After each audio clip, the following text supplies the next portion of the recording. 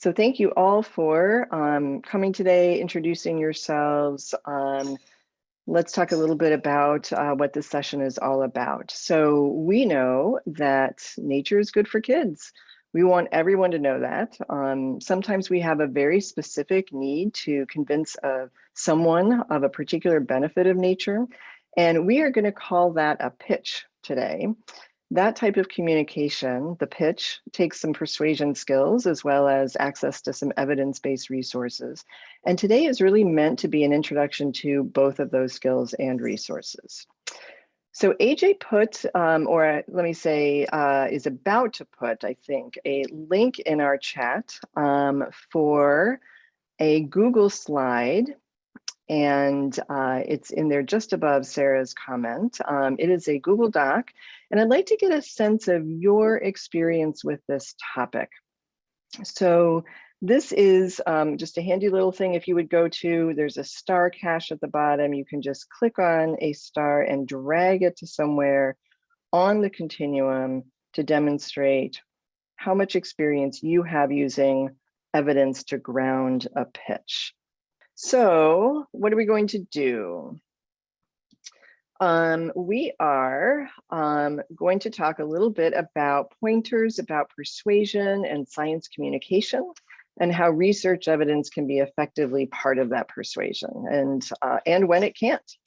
Then I'm going to provide us tips for how to find research, judge the merits of it, draw conclusions from it, and I'm going to introduce you to several of CNNN's tools and accessing tips for accessing and understanding research. Please hold on for just 1 second.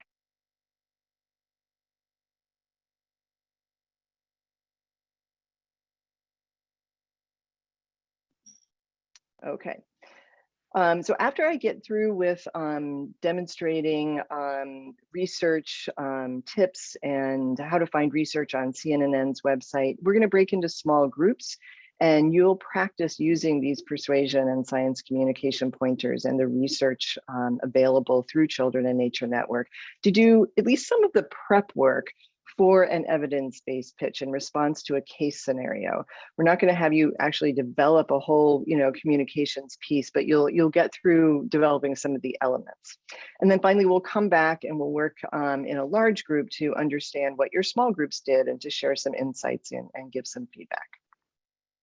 Okay, so first let's talk about science communication, or SciComm. SciComm is about interweaving evidence or using evidence to ground a message using effective communication practices. So the starting point for many of these messages, arguments, or pitches that are based on facts is that a person's non-support for an issue or a failure to take the action that you want them to take is assumed to be due to a lack of information. If they just knew what you know, they would change their mind or they would behave in a certain way. But that is a trap. The deficit model, the information gap model, it doesn't change minds, basically. It also can entrench opinions. That's because it's really only about the evidence and not about using solid communication strategies. So we know from communications research that facts that are too strongly challenging to someone's beliefs trigger negative emotions and cause them to just double down on their positions. They become entrenched. So decisions are typically made according to evidence, but also values and constraints. And just giving people the evidence doesn't mean that they're going to make an evidence-based decisions. There are other factors they are going to consider, and emotions in particular have an outsized role, I would say, in decision-making. So we need to be very careful to trigger the right emotion and to avoid triggering particularly strongly negative emotions. There are many models that speak to this phenomenon, describing the relatively narrow range of shifts that people are willing to make in their positions or the behavior. Basically, it's better to strive for incremental shifts in attitude if the person is too emotionally attached to their opinion. Don't ask for something huge when they're really not willing to give an inch. Also, if someone is on the fence, you have a much better chance of persuading them than if they are on the other side of the yard. You know, they got to be sort of close to you in order for you to pull them over to your side. In practice, that means that you'll be focusing your messages to people who are like almost with you rather than the laggards or the outliers. It also relates in practice to really knowing your audience, where they're at, what they value, sort of what's in it for them, and what might motivate them, and how far you might be able to reasonably inspire them to move in their attitude or the behavior. And we'll talk in a little while about the importance of considering audience in a little while. That is a critical aspect of this whole puzzle. So if information deficit is a trap, why should we use evidence in pitches? First, so we are actually arguing for things that are based in science and that are well justified and that are true and likely to actually work or to have a positive effect.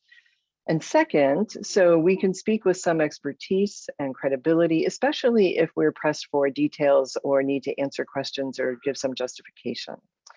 It's important to pair that credibility with trust in the messenger, and you can be perceived as having expertise, but still not be trusted. That actually has to do with things like relatability and do you do what you say you're going to do? Do you admit when you don't know something but promise to get back to people with information? Those sorts of things build trust, and the trust plus credibility is really important in getting your message across and believed.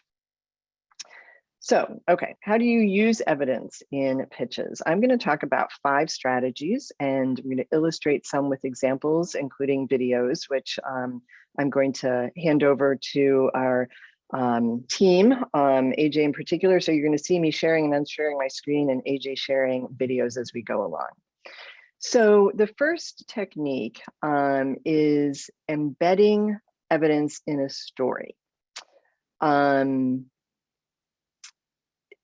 Storytelling is the most convincing tool we have. Our belief system, which guides our priorities and our actions, is grounded in the stories that we tell ourselves.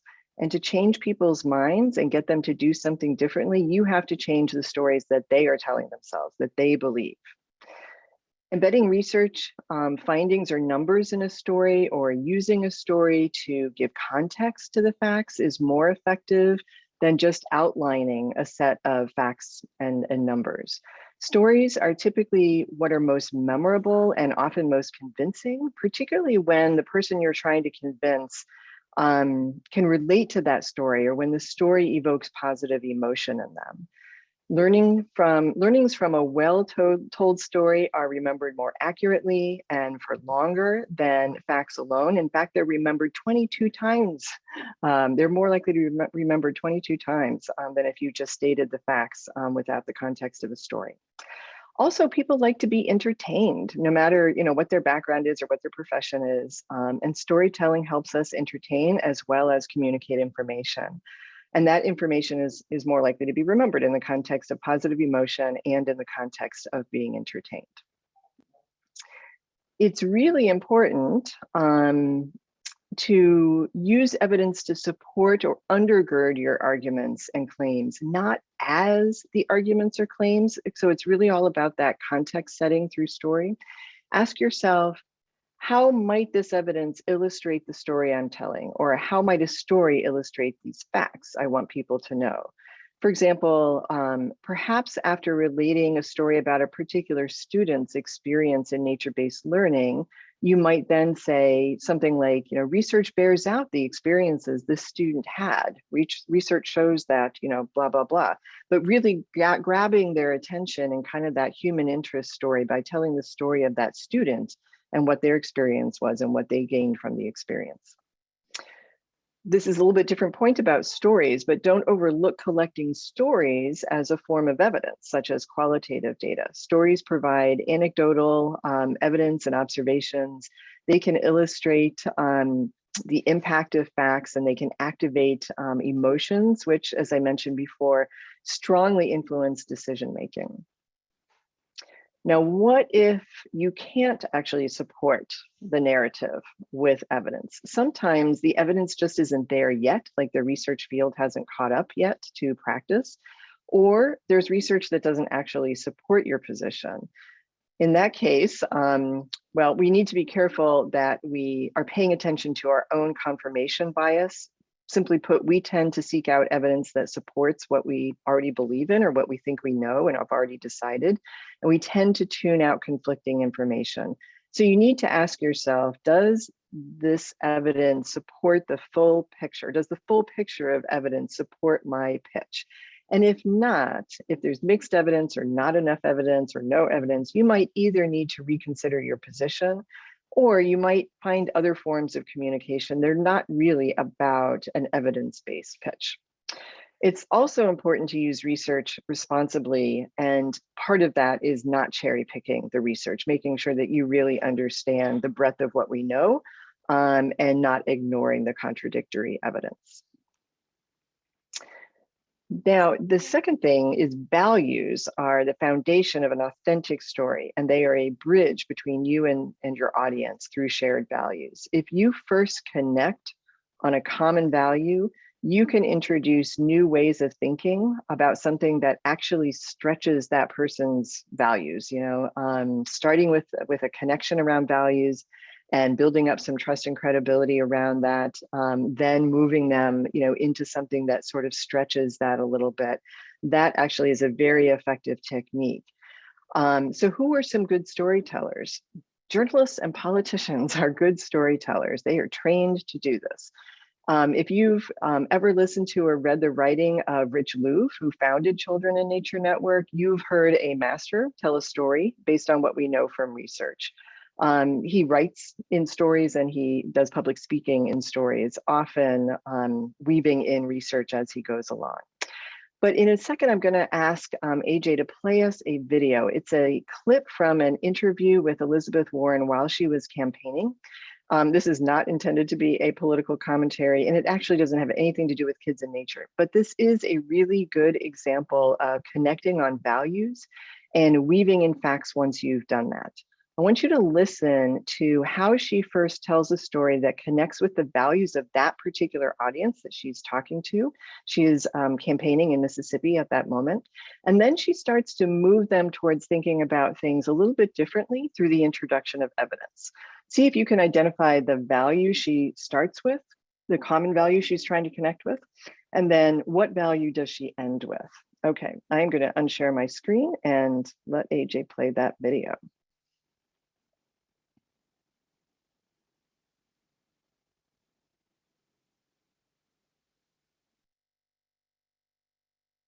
About the time I was in middle school, my daddy had a heart attack, and it was serious. Thought he was going to die. The church neighbors brought covered dishes. It was a scary time. He survived, but he couldn't go back to work. And we lost our family station wagon. And at night, I'd hear my parents talk. And that's where I learned words like mortgage and foreclosure. And I remember the day that I walked into my parents' bedroom, and laying out on the bed is the dress. And some people here will know the dress.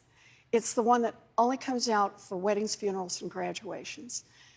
And my mother's in her slip, and she's stocking feet, and she's pacing back and forth, and she's crying. She's saying, "We will not lose this house. We will not lose this house." She was 50 years old. She'd never worked outside the home. She was truly terrified. And I watched her while she finally just pulled it together, put that dress on, put on her high heels, blew her nose, and walked to the Sears and got a minimum wage job. And that minimum wage job saved our house, but more importantly, it saved our family. Anybody who wants to know me has just heard the story. But here's the thing for me now. For a long time, I used to think that was just a story about my mother. How when you get scared, You reach down, you find what you have to find, and you bring it up. And then years later, I came to understand this is a story about millions of Americans who, it doesn't matter if you're scared. When you got to do something to take care of people you love, you reach down, you find it, and you pull it up.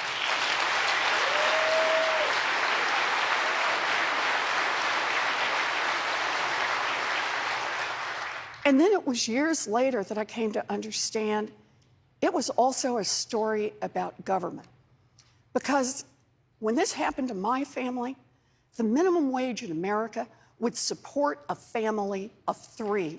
It would take care of a mortgage, utilities, and put food on the table. Today in America, a full-time minimum wage job will not keep a mama and a baby out of poverty. I am in this fight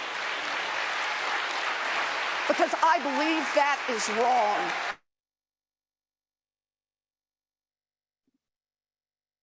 Okay, let me reshare my screen here for a minute. Okay, so if you could use the chat and just enter what values do you think, or what value do you think she was really trying to tap into at the beginning? And then where did she bring people to? What value was she really trying to communicate there at the end?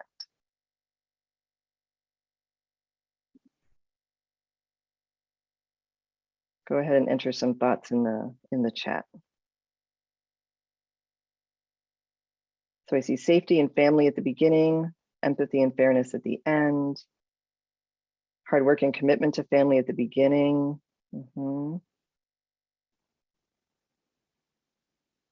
Authenticity. Do others have ideas? Grit, family, universal fairness, working, equity, family, hardworking, opportunity, work ethic, care for family. Yes, those are all things that are showing up at the beginning. And then, yes, the role of government at the end. You can really see that she is really trying to connect around that idea of personal responsibility, pull yourself up by your bootstraps, dig deep, it's up to you to do this. And then she really starts expanding to, this is something that lots of families experience. It's part of our system, and government plays a role in this. And she's citing facts about that by the end. But she's connected very strongly at the beginning with them around that idea of, family and work ethic and personal responsibility.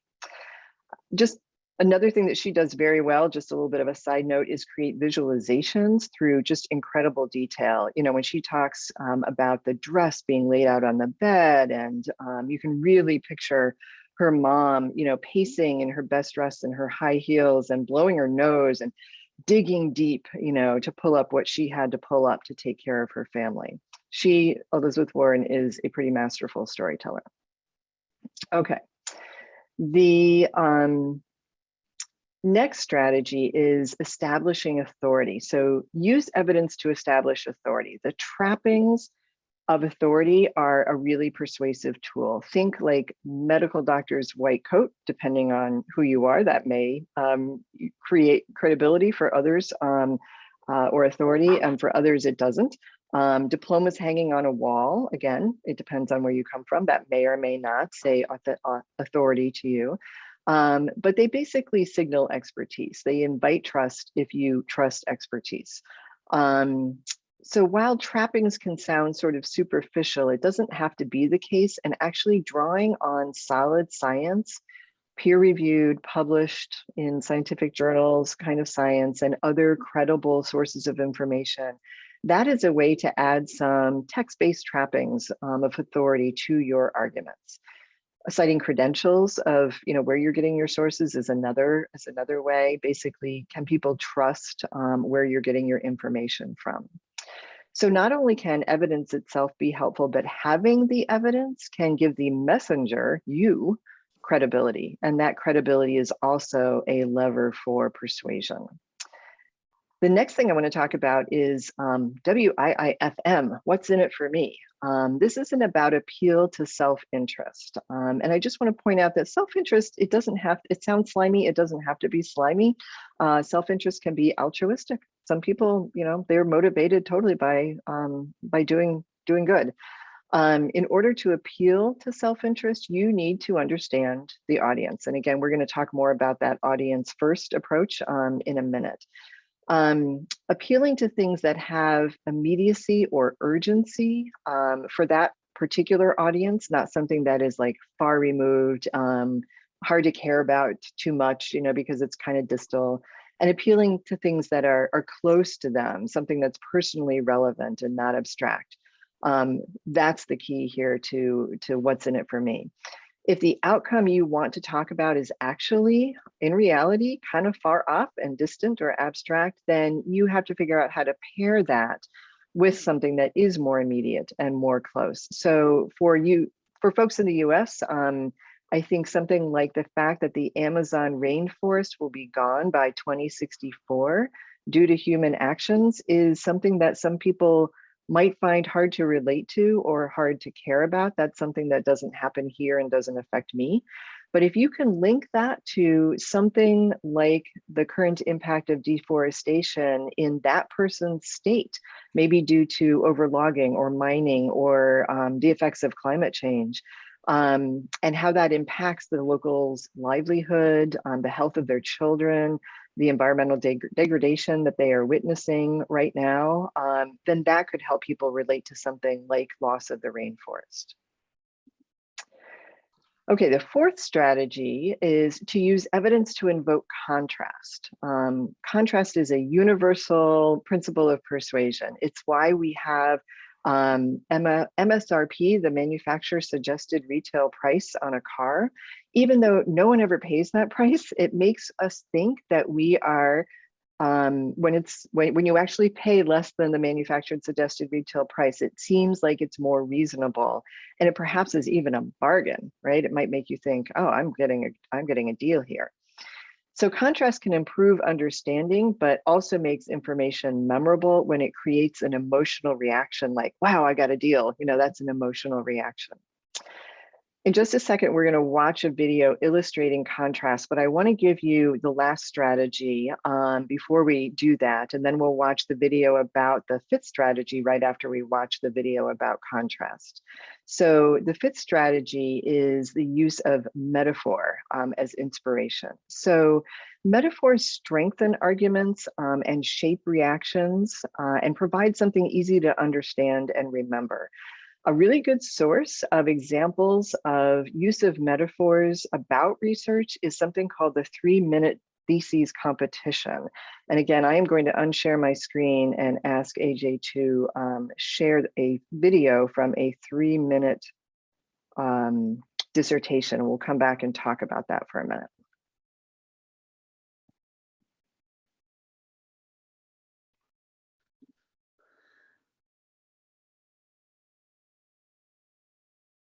And you wanted the dirt is good one first, right? Yes, dirt is good, and then 3-minute dissertation. Sorry about that.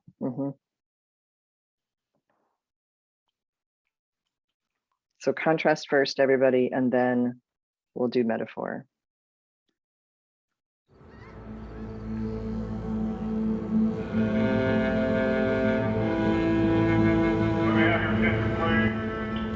I didn't know what freedom was until it was taken from me. It's devastating. I've had who I am inside stripped away. You can never escape the walls. You can never escape your mind. Then imagine they open your door. You have time to walk out that door and feel the sun on your face. It's everything to me. My daily outdoors time, I think that's probably the most important part of my day. Take all the frustrations and all your problems and just leave them out there. Keeps my mind right, keeps my body strong. It's pretty much the highlight of my day. So, how would you feel if your yard time was reduced to just 1 hour a day? Yeah. What am I supposed to tell you how I feel about that? I'm gonna feel pretty sad about it. I think that's gonna build more anger, it's not gonna be a good thing. Would be torture. I think cutting the offender's outside time to an hour a day is potentially disastrous.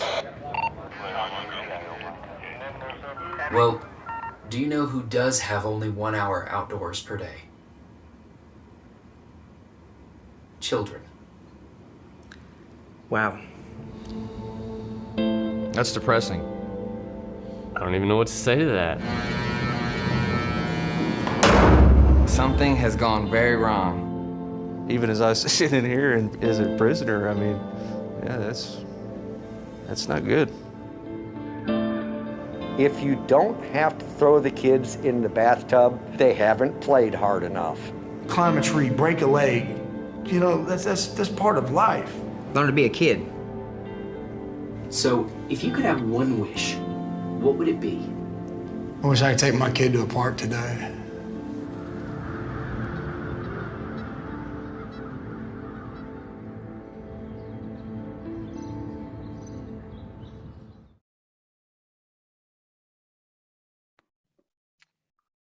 Wow, that one always gets me. And I would like to, anybody who would like to say something about your emotional response to that, I welcome you taking yourself off mute and just talking about your reaction.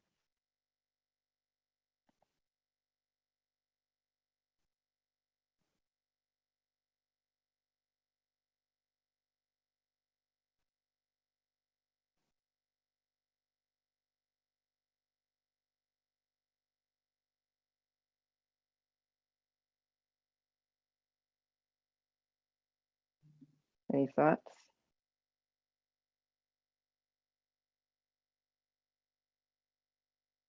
You know, Connie, you mentioned this is an awesome communication piece, so powerful, puts into perspective into what we're working on in a daily basis. Yeah, go ahead. Someone spoke up.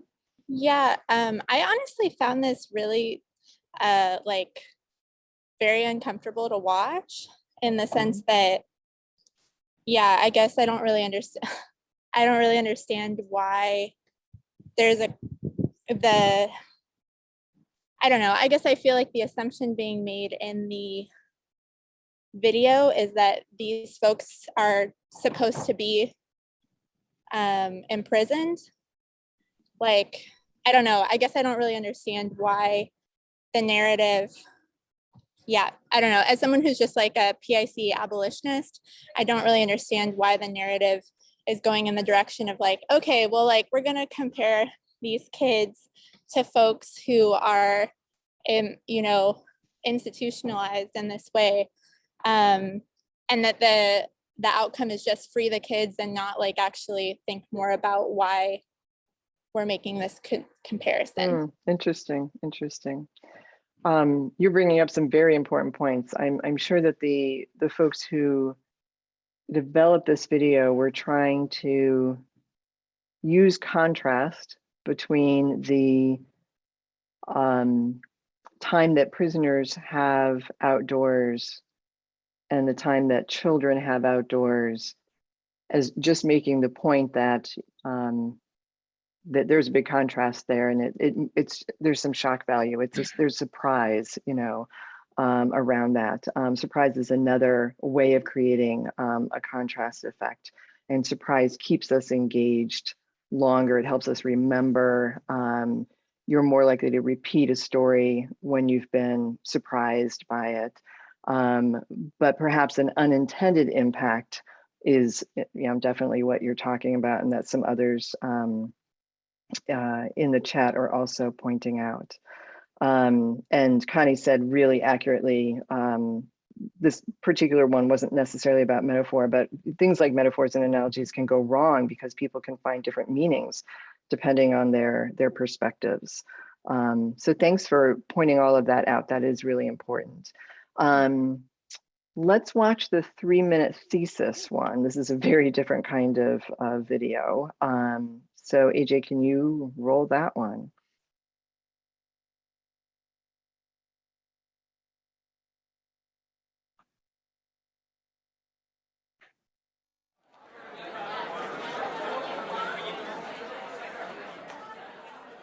We already have drugs that can kill cancer cells.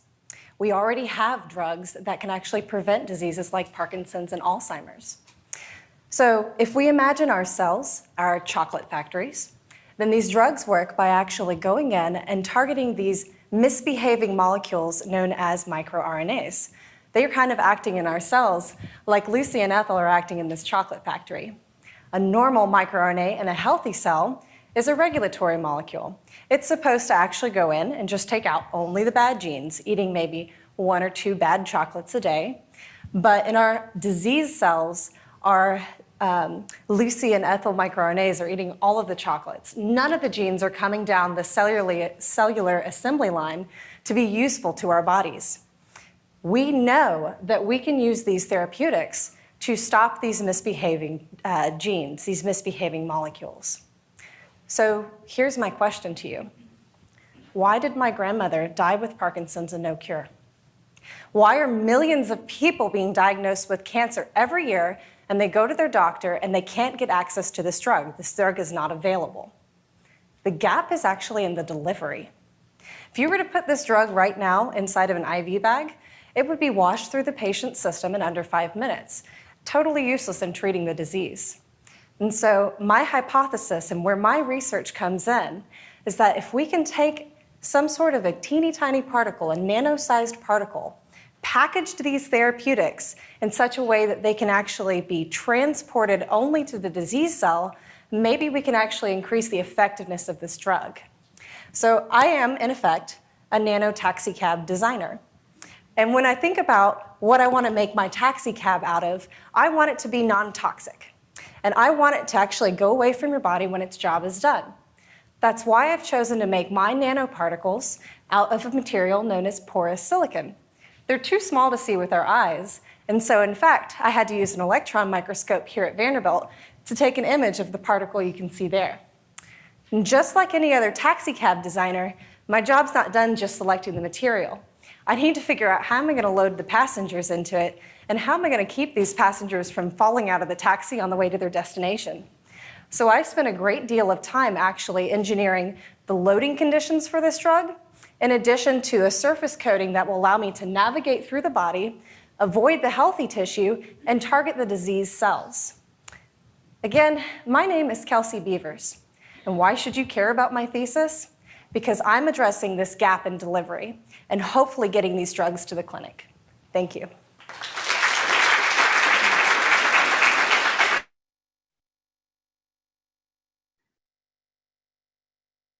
Okay, so I'm wondering what you think about this metaphor video, the Lucy and Ethel chocolate factory, the taxi cab metaphor. Do these resonate with you? Do you find that use of metaphor allowed you to think about something perhaps a little bit differently?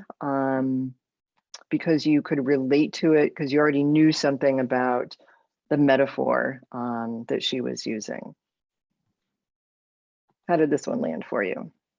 Chris said that one fell flat for me. Okay, Chris, do you want to say why? Sure. I kind of got lost in the story itself, and it didn't bring me to a place. That first piece, I thought, even though some folks said it made them feel uncomfortable, I think that was part of the intention. It wasn't supposed to feel good, and it was supposed to make you think. And this other one made me have to think a little bit too much. Thank you, Chris. Other thoughts? I used to do research on nanomagnets and trying to develop nanomagnets. And so we did a lot of trying to explain almost that exact concept. That is by far the most accessible version I've heard. It's definitely a struggle, but I also wonder if something was lost in not having the visuals in front of us in order to follow it. Like her diagrams where you could see the molecules and the taxi cab next to each other. Yeah, we couldn't see her slide. Yeah, I agree. Karen said, I can see how the metaphor allows people to understand something that's above their level. And it's because you can relate it to something you already know. And that's the real point in the metaphor. Okay. Let's see now, I'm going to reshare my screen. Okay. So this idea of using metaphor to connect your information to something your audience already knows, plus that idea of addressing the what's in it for me question, that leads us to the idea of framing. What are people's existing frames or schemas? How can you work within those to introduce new information that moves them just a little bit in a way that doesn't rock their boat too much? You know, you're challenging their schema a little bit, but you're basically working with their schema to pull them along. So framing isn't as much about what you say, the content, it's more about how you say it. Frames are storylines or messages aimed at making an issue relevant for a specific audience. It's about putting information into a context that helps a particular audience absorb it and interpret it based on your understanding of that audience or that person's prior knowledge, the lens they're approaching the topic with, their attitude, a worldview, etc. The point is not to manipulate. You know, you're not trying to get into mind games here, but rather being aware of how framing operates. What is the psychology around framing? Because it is all around us. It is how we make sense of the world. Schemas is how we make sense of the world. We all do it. How frames operate when we are presented with facts is a really important thing to know when you are trying to communicate with someone. And then using that information about that audience and what frames might be helpful for them to understand your point, and using effective communication techniques to do that, but also keeping in mind how to use that information about your audience responsibly and ethically. I want to go back to maybe how you felt when we talked about that information deficit model at the beginning. That idea that, you know, if I just give people the information they don't have, they will, you know, change their mind and do what I am asking them to do or believe what I'm asking them to believe. That model is grounded in the idea that people lack knowledge. And when you're on the receiving end of that, you are the person being perceived as ignorant. That doesn't feel too good. And you may even become resistant because you don't like being told that you are ignorant about something. Doesn't make you feel good. So a critical related concept in framing is asset framing, defining people by their aspirations, their ambitions, their strengths, their cultural resources, and not by their struggles or disadvantages. That is asset framing, or at least trying to find neutral language that isn't deficit-based language. So the words we use matter. Here's a short list of some of the ways that you could use language to reframe deficit-based terms into neutral or asset-based terms. Some of these reframes are about giving power to the individual you're referring to. Others are about highlighting the sort of systemic nature of a challenge that they experience rather than making it about the individual's character, for example. So instead of saying lift up, which puts you in the position of, you know, lifting someone up, saying that they need to be lifted up, you might say that you're working with people to help them overcome obstacles. Instead of saying empower, which again is you giving power, your power to someone else, you might be equipping. Achievement gap, you might say opportunity gap. Instead of victim language, you might say survivor. Referring to people as homeless, poor, as foster kids, if you flip that to people who are experiencing homelessness or people experiencing living in poverty or children who are part of the foster care system. When referring to the disability community, a term like wheelchair bound or suffering from connotes pity. It's based on really only seeing people for what they can't do. It would be more neutral to say a wheelchair rider or wheelchair user rather than wheelchair bound. Always using people first language, putting the person before the characteristic, the condition, the disability. So rather than saying somebody is a disabled person, you might say somebody who experiences disabilities or has a difference, like a learning difference. We often struggle with the right language to use when discussing equity and justice issues. For example, if we're talking about connecting underserved youth or at-risk youth to nature, that can invoke a deficit frame. It paints a picture of these young people as needy. If you're trying to construct a persuasive argument as an ally, you might want to think about what would be the strengths-based or the asset-based way that I could honor that youth's background, or at least recognize the systemic barriers to nature connection that they may experience. So rather than saying something like communities disconnected from nature, you might say communities who experience barriers to participation in the outdoors. Okay, I've been talking about wanting to get to the audience first idea here. I've talked a lot about I've talked a lot about things that relate to knowing something about your audience and what will resonate with them, not just focusing on the what that you want to say, the content. So the first principle of strong communication is audience first. Know your audience.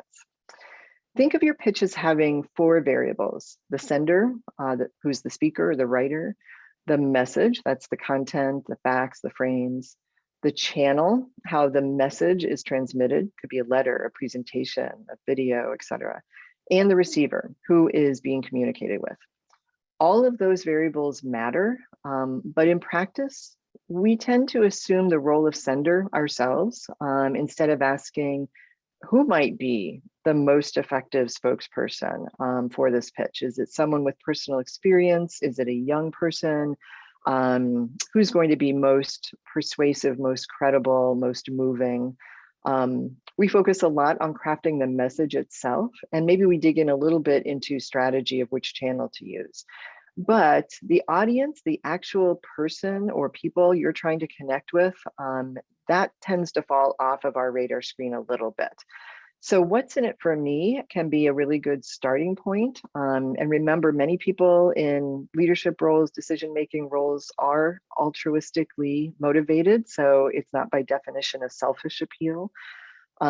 Questions to ask about your audience or to try to find out about your audience before you start crafting your message are things like, why would they care? What do you think motivates them? What positive emotions might you be able to tap into? Negative emotions such as guilt or shame or fear can cause people to avoid the issue. It's just human. Like the classic example of, avoiding going to the doctor for a routine health exam because even though you know it's in your best interest, you might be a little scared of getting bad news, or you don't go to the dentist as often as you should because you're getting maybe a little scolding for not flossing enough, for example. Positive emotions, on the other hand, invite engagement. They're rewarding, they're inspiring. The next question is, have they shown a prior commitment to the issue or the topic in the past, however small that might be? This is another universal lever for persuasion identified in the social science research. We are wired to be consistent. We want to act not like a hypocrite. So this bias also means that starting with asking for something small paves the way for asking for a larger commitment or a larger call to action in the future. It's really important to use that knowledge responsibly. Again, this can get a little bit manipulative if you're not really careful,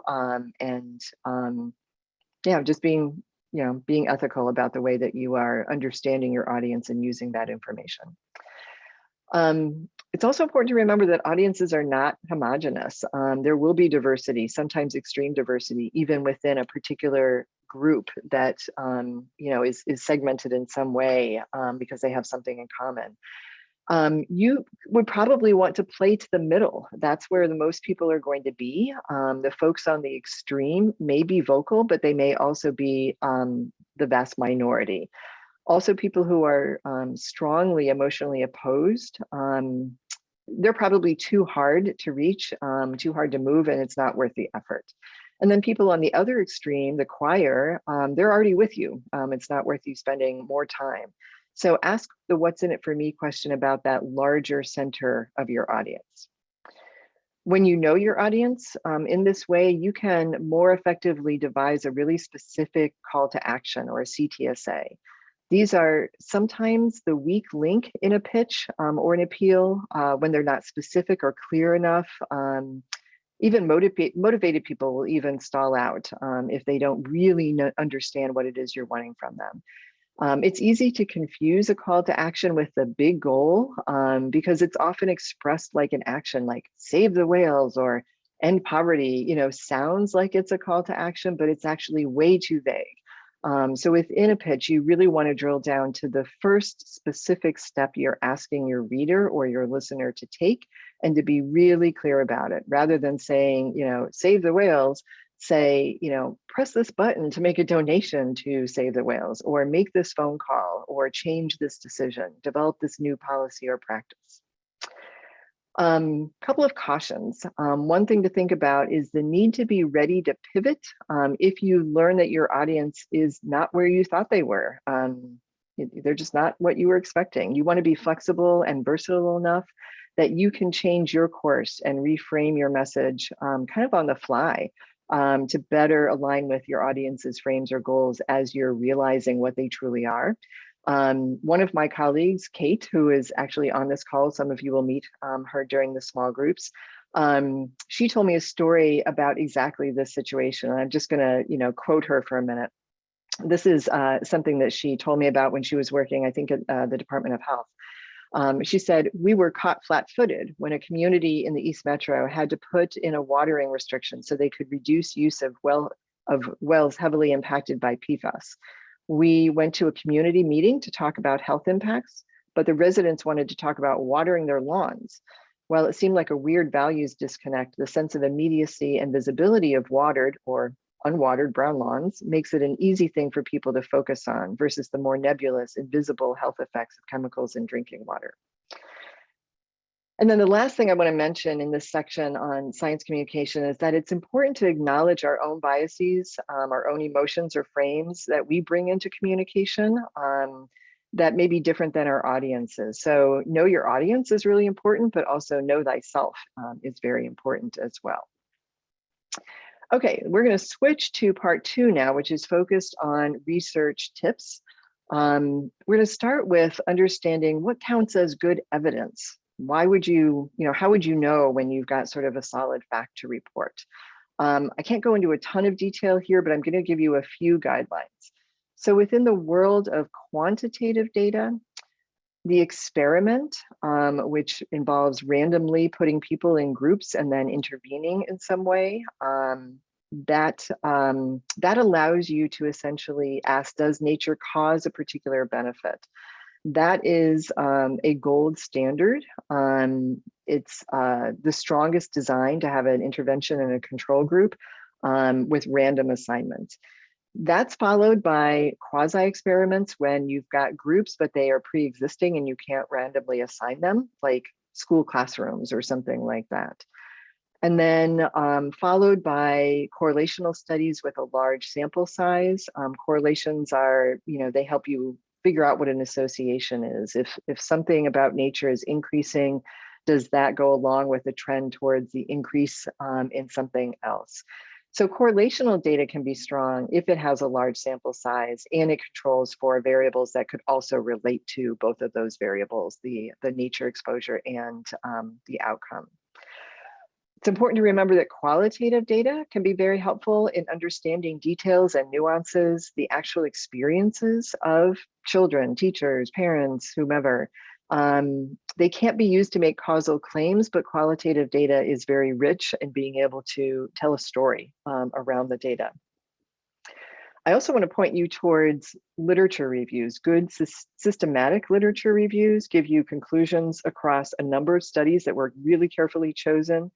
And this beats relying on any single study, even an experiment that can make a causal claim. A review that includes some experimental data in it is going to be your go-to place. The only time that I think a review would be less rigorous than an experiment is if the review actually includes no experimental studies, or if it's really just focused on qualitative data. But in general, one good experiment, true experiment, beats a bunch of weaker studies, but a review that pulls together all of that data, particularly if it includes some experimental studies, that is the coin of the realm. Okay, so how can you find research? I'm going to switch to a different screen here and show you some information at the Children and Nature Network's website. So this is the homepage of the Children and Nature website, and the actually my screen changed there. I'm just going to hop over. There is a top nav that has a resources tab, and underneath that you can link to the research library. But this is what the research library looks like, and you can search by keywords. Just type in something that you're interested in. If you know someone whose research you're looking for, you could type in the author and then search just by author. And then you've got a variety of ways that you can search by population, the gender, the age. Special populations are things like children with disabilities, or parents or pregnant women, or teachers, etc. You've got a variety of, just going to collapse this a minute here. You've got a variety of methods that you can look at, study designs. If you only want to look at experimental studies or literature reviews, you could choose that. Settings are things like, where is the nature engagement happening? Is it in a forest? Is it in a park? Is it in a school, a playground, etc.? And then we get into what a lot of people are interested in. What exactly are you doing? Is it free play in nature? Is it nature-based education or environmental education? Is it adventure travel or camp? Is it what nature centers do? That sort of thing. And then the outcomes. So there's a whole bunch of these, and you can expand all of these, but there's physical health benefits, risks, mental health benefits and risks, academic function, occupational function, cognitive function, motor function, social emotional function, things that happen at the level of the town, the city, the neighborhood, and play behaviors, and then things getting into environmental behaviors and attitudes. So I'm just going to do a really quick search here and show you how this works. So I'm going to say, I would like a correlational study that looks at, actually, I'm going to say environmental living context is like things like greenery, tree canopy, things like that. And I'm going to choose an outcome that has to do with, I'm going to say physical activity. And then I'm going to say start search. And this should give me, in this case, we've got 22 studies in the library that meet those criteria. And what you'll see is a headline that is the general conclusion about what we found, what the authors found. Higher school-based greenness levels in China are associated with healthier weight in children and adolescents. And then you've got the title and you've got the reference. And if you click on the blue text, it will take you to our summary. And so we have summarized almost 1,200 scientific studies, and we have provided about a 500 or so word summary and included the DOI, which will get you directly to that study if it is open access, or to the journal's webpage if it is not. The summary was written in a way that hopefully gives you more than what their author's 150 words abstract would give you, but is enough that you wouldn't need to go find the original research article unless you really wanted to read that and you were able to get beyond the paywall that typically exists for folks who are not in academia. So this is a really, I think, useful tool, and it's newly designed and it's got lots of new bells and whistles. Another resource, and I should mention that we are going to put in the chat the links to these, and so you will see momentarily Alejandra will be putting the link to the research library, and now she's also going to put the link to this infographic page. And so we've got a lot of resources that provide in visual way evidence-based information. I'll just give you an example. I don't know how much of this I'm going to be able to fit in my screen here, but this was an infographic we did a few years ago where all of these statements are evidence-based statements, and they have little superscripts that actually take you to the bibliography, which is in very small print at the bottom, but you will know what references we utilized in order to make these evidence-based statements. But this is a quick way to see some high-level findings, but also a takeaway that you might leave with others that you're trying to convince. And we've got a number of examples of things having to do with health and academic function, mental health, physical activity, youth development, play. There's a whole bunch of different infographics. And then the last one I want to leave you with is the evidence-based talking points. And Alejandra is going to drop that into the chat right now as well. And this is a many-page document that has some very high-level findings about a broad one, like connecting children with nature is associated with improved mental health and well-being, some very specific findings that dig down deeper, and then you can find our references. If you get a little bit farther down, you'll see that we have created links to the studies that we use to support each of those statements that we gave. Someone asked, is there a copyright info on any of these materials? So the research library, we want that to be super useful to you. We don't care if you actually like cut and paste our language. You use it however it makes sense for you to use it in a grant application or a piece of advocacy work or something like that. Same with the infographics. You can use them however you want to use them, and same with these evidence-based talking points. While this is our creative effort, we want it to be open, totally open access, and you can use it however it makes sense for you. Okay, that I believe is the last one that I wanted to show you. So I'm going to go back to my slides now.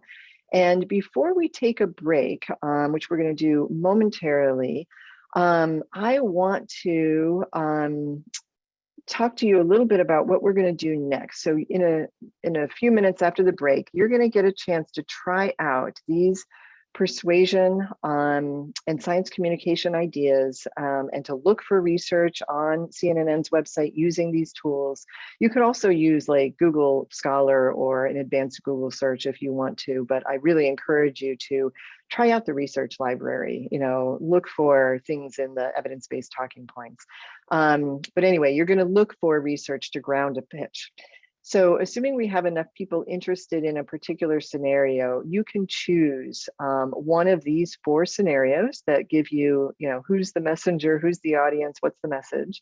If we only have like one person who would like to do that, we might ask that you move into another group. If we have a particularly popular one, we might divide you in half. We need to end up with 4 groups at the end, or possibly 5 if I end up being a co-host. So when we come back after break, we will have you join a group that has a host in it, one of my colleagues from the Institute on the Environment at University of Minnesota. They are not there to be your facilitator. You will self-facilitate, but they are there to make sure that you understand this task, that you can access, find the links that we have given you information about. There's a note-taking form that's also going to be put in the chat later that she'll make sure that you can get to generally help you do a little bit of timekeeping, making sure that you, are just generally moving along in your task. So we'll talk more about what your task is after the break, but just know you'll have a little bit of support in there in your groups.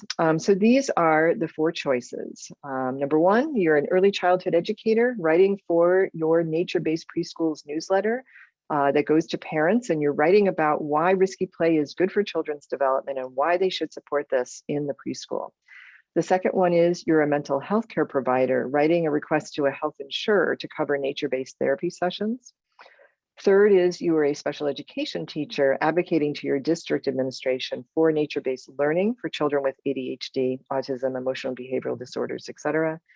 And then lastly, you are a constituent writing to your representative, legislative representative, to ask them to support a bill that will appropriate funds to increase equitable access to environmental education through overnight experiences for all 7th graders. So AJ is going to ask you to fill out a poll right now before our break so that we know what your preference is and we can make sure that we've got the right, sort of the right balance, and if we need to rejigger things during the break. So AJ, are you ready with that poll? And do I need to unshare my screen? You can unshare your screen. The poll, even though I set it up before, is refusing to start. So, because that's just how today is going. It is. Yeah. So if you wouldn't mind just putting in the chat your preference. Oh, AJ, it just launched. I just launched the poll. Oh, I wonder if you somehow got never mind. Alejandra was able to do it. So welcome back, everyone. So let's talk about what your task is in your small groups. The idea here is to use the case scenario that you have chosen. Using your case scenario, you are to think about the science communication and persuasion techniques we talked about and the Children and Nature Network resources, or Google if you want to develop the foundational elements of a pitch that has a call to action and that is grounded in some way in evidence. So you won't actually be putting all of that together. You won't be actually writing out a whole, narrative or whatever. That is way too tall of an order for today, but you'll define the foundational elements by answering 5 questions. Who's your audience? What might you know about them? What might they value? What's important to them? Could you glean something about demographic variables, age, what challenges they may be experiencing at this stage in their life, or those sorts of things? Secondly, what's a good frame for that audience, given what you know about them and what matters to them? Third, what is some research evidence you might use to inform your pitch? Fourth, what are 1 to 2 messages or an ask that you might make of this audience through your pitch? And then 5th, can you think of a story or a narrative theme that might be a mechanism to deliver your message grounded in evidence using the framing you've developed? So what's that kind of storytelling container that you might be able to utilize? I think we're going to do 35 minutes in breakout groups. As I mentioned, you'll have one of my colleagues from the University of Minnesota in there with you to just make sure that you have what you need and that you're moving along. They are not there to facilitate, but they are a resource to you and can help you stay on track.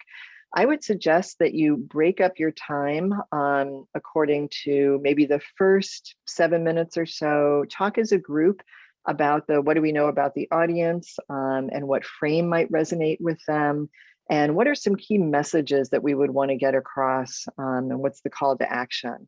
And then maybe spend 10 minutes or so doing some background research to ground the pitch in evidence. You might, different people might, take different roles, go to different pieces of resources that I showed you or out into Google land and find some evidence that helps you understand what we know from the research or some evidence-based points that you might want to make in your pitch.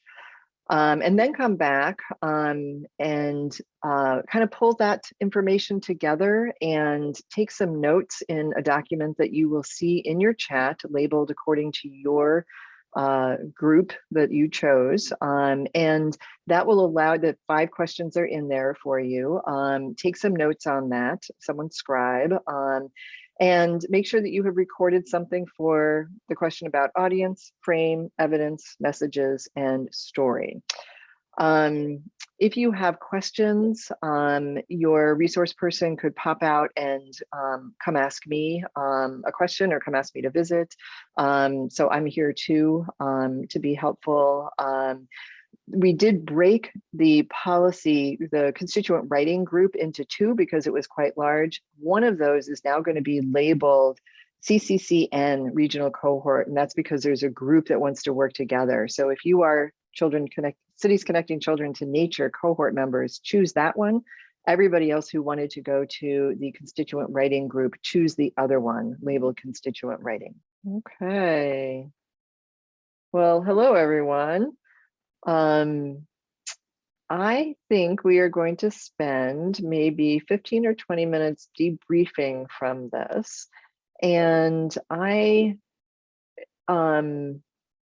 you can visit each other's Google Forms. Feel free to do that and see, what people came up with for the specifics. But I'm really interested in hearing from anyone in your groups. You don't have to have a spokesperson per se. I'm interested in hearing how this went. What were the challenges? Did you, was it a challenge to come up with the message? Was it a challenge to find research? Was it a challenge to pull it all together, et cetera? Sort of tell me, and tell me any sort of insights about the act of developing a pitch and using science communication and research to do that. We're gonna just popcorn this. So anybody who would like to give some impressions, please take yourself off mute. Sure, I'll jump in. I thought it was a really good exercise. And what I gathered is that we can have one topic and so many different points of view and angles and perspectives that we have to kind of bring together.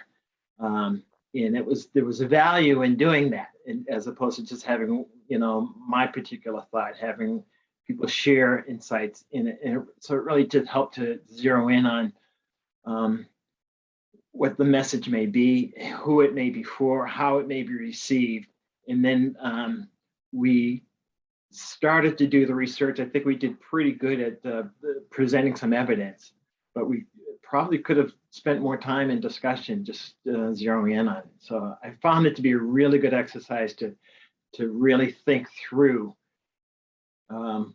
identifying your target and getting the particular set of terms that they would find that they would take interest in. Okay. And so time was a challenge. Were there any other aspects of this that were a challenge? Was it hard to think about what the framing might be for a particular audience, or what the call to action, specific call to action might be, et cetera? We didn't get to, yeah, go ahead, please. Yeah, on that note, I think we really got stuck on the fact that people are really specific. Like, there are certain things that certain legislators want to know about, and then things that they really don't care about. And it's very specific. And so tailoring that message was hard. So we just kind of made something up and we're like, okay, they're really interested in, economic growth. But it did just underscore that detail in what the audience wants is really important. I had popped into one group, I don't remember if it was yours, but talking a little bit about the need to maybe just make some decisions, like develop a little persona, like it could go in so many different directions. Let's just pick one and say that this legislator is interested in this, therefore, our frame is going to be this, our message is going to be that, that kind of thing, and let it roll out from there. Yeah. I actually felt like that is very similar to a challenge that I experience in my job, where I'll get asked by like our advancement department or something like, we want to know all the research. Like, how do we say, why this matters or how kids are impacted? And that is kind of hard. So that, I don't know, this activity was good for me to realize like the questions I need to ask them about the audience that they really want to talk to, so that we can give them the message that's going to be most compelling with the research that, supports it. Yeah, and I think there's a really important point in the chat that the same sector audience may differ by region, state, town, et cetera, and that the more that you can understand very specifically about if you have a particular narrow, band of that audience, what do they care about? Or what's the range of things that this sector might care about, that sort of thing. It can be challenging if there are, regional differences, absolutely. Yeah, Kate's mentioning developing a persona is a really effective tool, absolutely. And actually, I think I might integrate that into the next version of this workshop. I do have something to ask about that. Like when you try to reach out to someone, to your audience, but the person behind the computer or the person you talk to is actually not the decision maker. They are the community managers, they are the communication person. And so actually you never get to reach your audience, because for us it's schools, for example, international schools, but they are not like open to communication. They are so busy that you actually talk to the communication manager. You never reach out to the really decision maker or the teachers. So you can get to know your audience, but then you also have to know what's the channel to reach them. And this is complicated sometimes. So that's also something that we face here. And Claire, are you talking about reaching the audience with your developed pitch, or are you talking about reaching your audience to learn about them at the front end of that? I would say with my pitch, but also learning about them is an adventure. But I think with research and websites, it's already something you can rely on. And also articles, interviews they may answer to, so you can get to know them. But then once you have your pitch ready for this person, to reach out to them and to talk to them is also another step, which is really complicated. Yeah, that's kind of a whole other ball of wax, or how you're actually going to get their attention with the information that you have developed specifically for them. Yes, exactly. Yeah. I just want to address a question in the chat real quick. Amy asked, is that a filter that could be applied to the resource page? Which audience are we trying to persuade? Amy, can you say more about that? I'm reading this out of context. I don't know when you entered that in the chat, so I'm not sure what you're referring to. Well, there's so many wonderful filters that really sort of dial down the evidence that we're looking for to use in our pitch, but it's kind of like ours was the mental health, and we wanted to really appeal to insurances.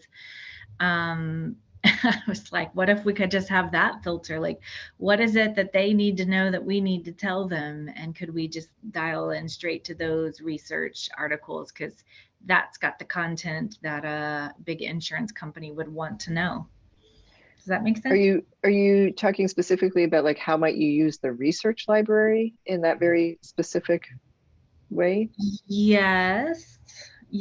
Like, could we use a filter to knowing the intent of our research search is going to be directed at a particular audience. Like, I would like to find the evidence that is going to appeal to the big insurance companies.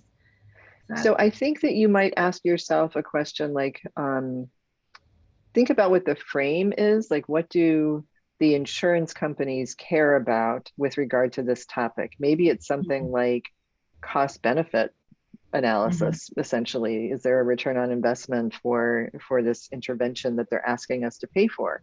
And that might tell you, well, if I went to the research library and I put in, let's say, a keyword, because it's not a tag, it's not something that we've already tagged articles according to whether they're cost benefit analyses, but you could put in, a keyword of something like return on investment or cost benefit analysis, or, something like that, and see if any articles that have to do with mental health, you would pair it with some other tags. See if articles address that specifically. So I think that's an interesting use of something like the research library, is to think about, one, a combination of keywords and tags to really get to what you're looking for, although you might end up with nothing because you're being too specific, but utilizing your knowledge of the audience and the frame that you want to use in order to see whether there's really, excuse me, really specific research that might speak to them.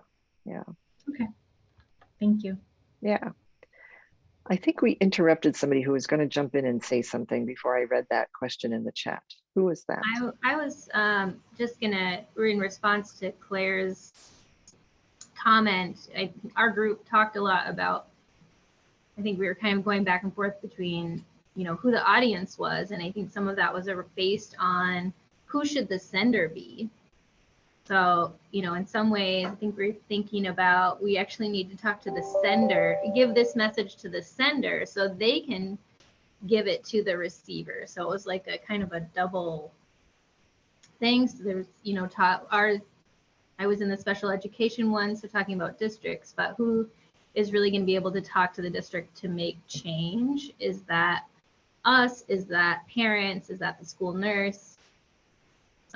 You know, who are those people? So you were recognizing in your scenario that the actor, which was you, might not be the only actor or the most persuasive actor, and that you might consider that there might be better messengers or senders, and pull them in essentially into this, you know, ultimate goal of reaching a particular audience.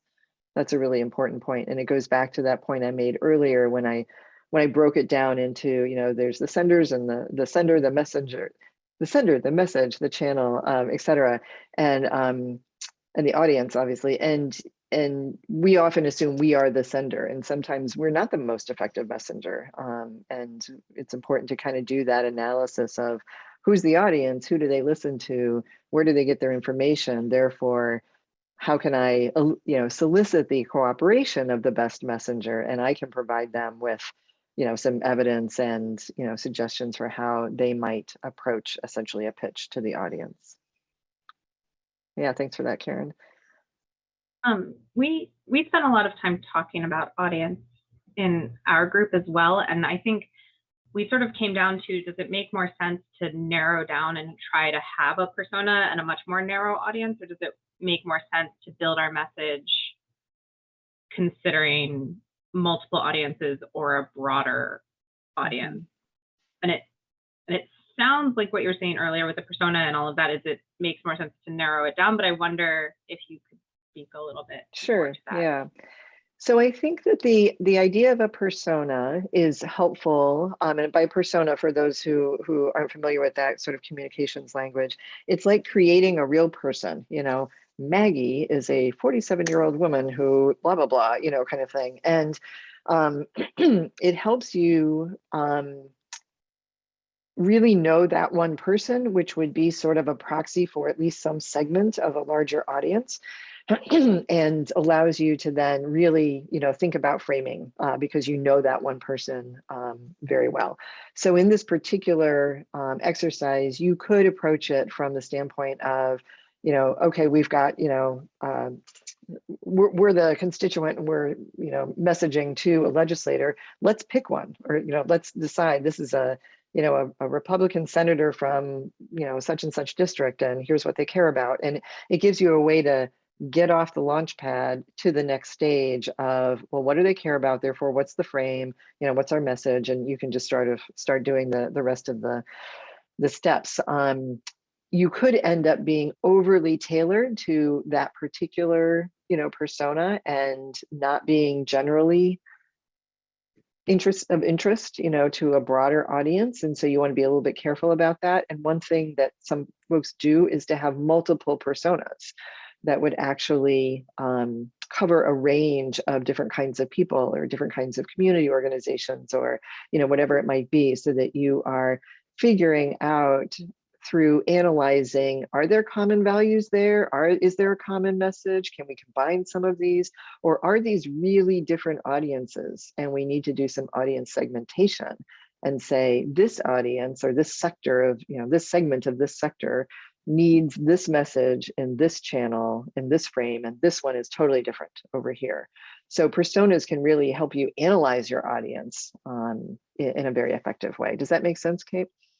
Yes, I think my follow-up question would be, how do you ensure, I think it's hard to get specific and also be wary of making assumptions about a population or an audience, and how do you navigate that piece of getting really specific about your one person without profiling or generalizing?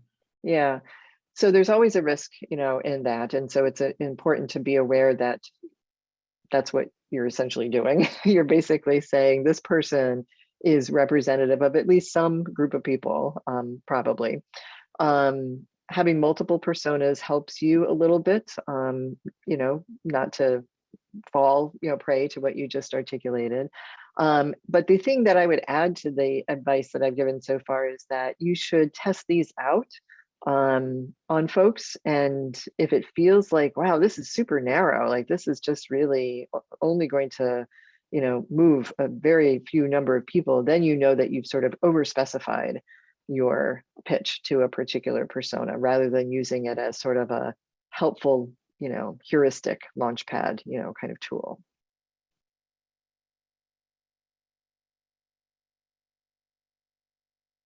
Other questions or comments about how it went for you? What was any key insights or any challenges you want to bring up?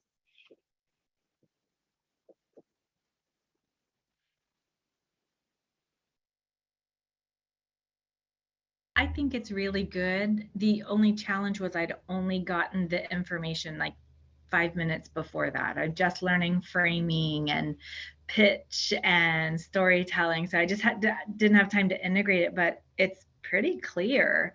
It'll just take a little bit of practice. So I thought it was a really good set of tools and a really good set of questions to ask. So you found it thought-provoking? Very much. Okay. Good. I wanted to add that I love what you had mentioned before about our own bias, because I really benefited from the group and the dialogue and what comes up, because it's true that even though the task is so clear, you inevitably go to your own arguments, no? And why it's important to you, and it seems so logical, but your audience may be something so completely different. Mm-hmm. And it's really, I think the group, we were a small group. I was in the special ed one too, but it was really, really enriching to talk it out and question each other, and then also realize how many different frames, messages, audiences we could have. No? Yeah, that actually I think points to the idea of this kind of collaborative, brainstorming, co-thinking is really helpful, even though all of you share a value because you're somehow part of the Children in Nature network movement. You also are very different. You come from different parts of the country, or you're in different sectors or whatever, and doing this work together, I think, is a helpful way to guard against some of that bias that individuals bring to any particular task, or you might be a proxy for various personas, or just bringing your own diverse sets of experiences and values can be helpful. So I like the group work that can be involved in something like pitch development.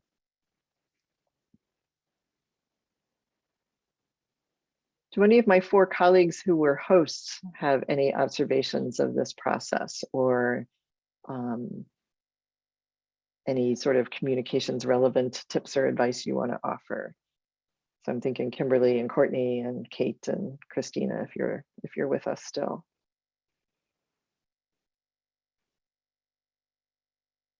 This is Kate. I'll jump in. It was really fun to watch my group go through the process, right? So especially as a communications professional, to watch other people engage in it is really exciting and fun. And yeah, I thought that, I put some comments in the chat. I think the question about really specific audience versus kind of big, broad audiences is a great one. It's something that communications professionals wrestle with every day. And that idea of being really clear about what your ask is for each audience is really important.